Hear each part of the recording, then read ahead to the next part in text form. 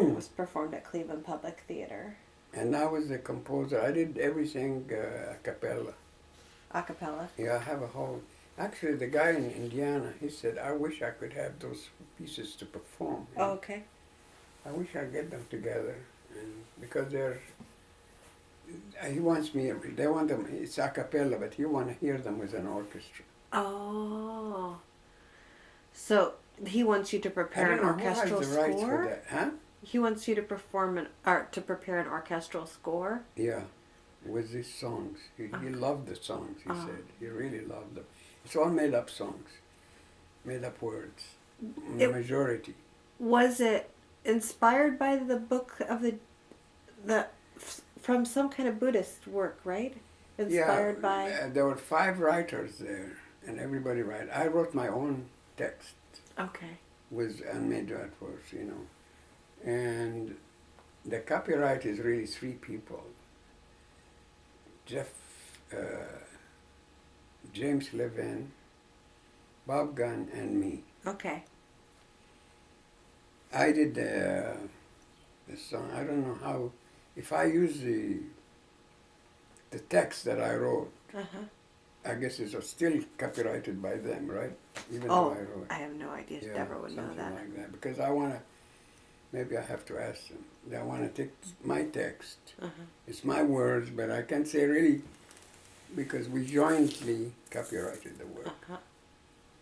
So, but I really want to do that. It's very, very fantastic.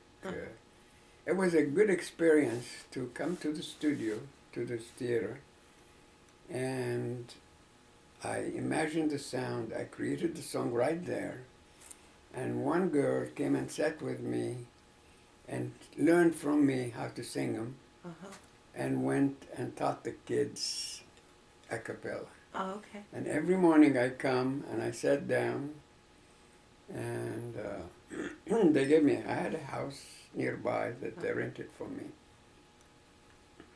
And I come in, and this young lady comes to me, said, what songs we have? I said, well, I did this for that show, and these are the voices and these are the texts. She takes them, I sing it for her, tell her what it is, and she goes and teach it. Until it's finished. Really amazing. I mean, the interaction was very beautiful. And really a very interesting group of songs.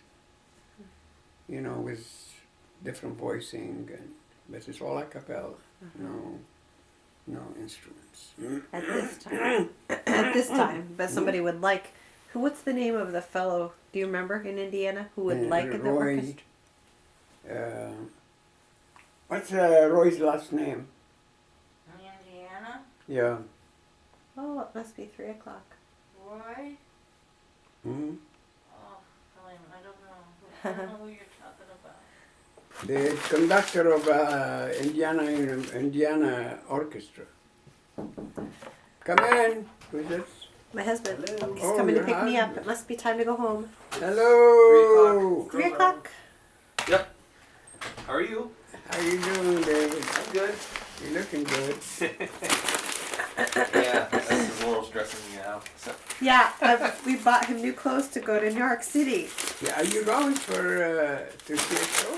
He wants to, see. What's well, that? they want to contact Martha Graham if we definitely could go. They want to contact Martha Graham about tickets. But the trip is going to be more than Right. Trip is huge. Right. Yeah. If we just went for one night and split the cost with Mary? Well, do you know how much that would be? Well, the room would be about $200. Yeah. If we pack a lunch, I'm gonna eat at that noodle shop though, at the subway station at 38th Street. You're shocking the man. Don't give him a shock, with all that. Yeah. Well, this money's really short. We'll pray about it. God will provide one way or another. I think. What I was saying is God providing enough that I should tell Deborah to pursue tickets? You don't have to tell me this minute. But probably sooner is better than later. You need to pray about it first. Oh. Pray about it. Deborah's consulting me or counseling me. She likes you. She's trying to keep you in her corner. No, I think Whatever David says. I could say you need to sleep on it, which Yeah. would be my risk. Yeah. But since David prays. Well, for alternative, We've I'm seen gonna God play it do- right here. all I kinds have of the 1 things, hour right? We have. edited version. So, Honest, I and can play it here for you. one verse I was thinking about actually this Yeah, week right. is If again you in don't James. go. It says, "You Yeah, do okay. not have because you do not ask God." You don't have it because you don't ask for it. Well- Yes, Halim, and that's That's Halim's. See, what? he said, James, you don't ask for it. You don't get it because you don't ask for it. You always say the universe will provide. Yeah. but you Everything have- is there Yeah. available. But you have to be open to receiving it. Right. If you're not open to Yeah. receiving it, you won't come. Yeah. Isn't that what you're saying with James too? yeah. Well, the verse is, "You do not have because you do not ask God." And when you do ask, you're asking for selfish motivation so you can spend it on your own desires. Yeah. But the things that you ask out of sincere desire, the Lord provides some way or another. Oh yeah. And sometimes it's a process. I remember when Laurel wanted a Suburban. Actually, the ministry was trying to talk me into getting this big 15-passenger van. And well, anyways, we prayed about it, but I really didn't want it. It was a process. The Lord eventually did provide the Suburban, but part of the process of waiting was He had to change my heart. And when my heart was in line with God, He provided. Well, What he's saying is, I was right from the beginning. And he finally caught up. That's another way of saying it. There was another time, though, specifically, David wanted to stop going one class per semester. He wanted to go full time and finish his degree, which is good because he already had a baby. It's good for him to finish.